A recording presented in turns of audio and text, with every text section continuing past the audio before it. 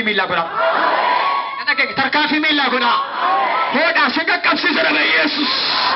Si qaqqabsiisa dhala Yesus. Haleluuyaa. Kee xumuru kaa'imee ol. Haleluuyaa. Natti eegdu Yesus irra mana kee gala. Amma addumatti iyyuu tokko lama sadii waggaa sadii qulqullummaa inni xiiqeffannaa guddaadhaan gaa'ila kooratti kana gochuu qabda.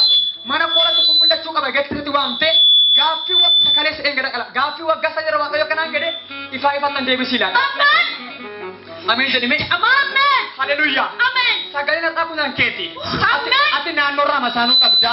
Firarraa masaanuu qabda. Jekkisirra jiru maa inni addumattuu karaa gaa'ilaati. Karaa qabeenya miti addumattuu karaa gaa'ilaa argaa jira. Ceephoo karaa gaa'ilaa, hir'ina karaa gaa'ilaa jirudha. Sirrii moo sirrii miti? Amma kan kee waa'ee guddeenaa, waa'ee miindaa osoo hin taane waa'ee gaa'ilaa keessatti. Gaa'ila keessatti rakkoo tokkotu jira. Waaqayyo kanaan jedhe har'a gaakkaasuuta si baachisaa itti agada. Warri amantan iyyaati amee gara maala. Ol kaasaa, ollaan kan sin ceephee, firri kan sin ceephee har'a galgala abee kaasoo harka keerra buuseera. Harka keerra buuseera. Mee iyyaati naa dhufeera ina maala. Haadho. Isa firris alagaa asirratti mammaakee afaan sana illuu gamade waaqa. Ol kaasa kan amantan bee Yesuus.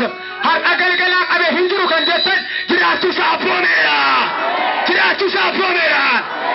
Ati naa dhufeera ina raaja. Raaja naa dhufeera ina maala. Haleluuyaa. Guyyaan galata mana keetiin ta'a. Ameen. Warra naannoo keessan afaan qabachiisa. Ameen.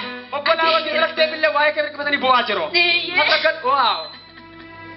Obbolaa tokko dhalattee. Warri sirraa dhalatan firoonni kee warra tuchi dhalatte hirkifatanii waa'ee keedhaan. Bella ogaa kee dhufte miti bitaan mirgaa waa fudhatteedha.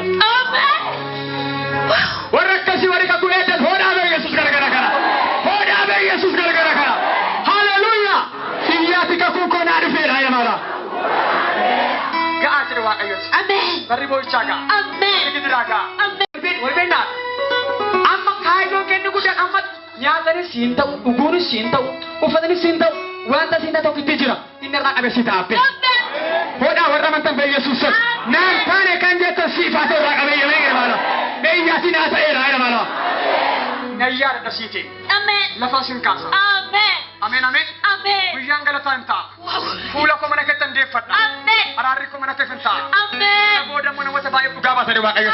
Ameen. Teeka testimoniif waa baattee dhufta. Ameen. Waa baattee dhufta. Ameen. Firoota kee dabalattee. Ameen. Warra si duukaa kadhatan dabalattee. Ameen. Hin beeku'an harka sadii baattee dhufta. Ameen. Warra akkasii bee Yesuus ol kaasaa. Harka duwwaa mana kana kan galtan lakkuu baadhaa koota irraa qabaat. Eenyu ol kaafata kan mirgaa bee Yesuus. Hojii kan hin qabne, jireenya kan hin qabne, gaa'ila kan hin qabne, daa'ima kan hin qabne har'aa qabee warra amantaniif lakkuu baneera. Lakkuu baneera. Eeyyaa baadheen faayida maala. Raaja baadheen faayida maala. Yaadatamu haaraansi ta'eera. Ameen. Iji kee waa arga. Ameen. Harki kee waa qabata. Ameen. Sirratti raawwatameera. Ameen. Barri masheenummaa hafeera. Ameen. Ilillee godhaan galateeffata. Kan inni ga'e gooftaa torraa. Haleluuyaa.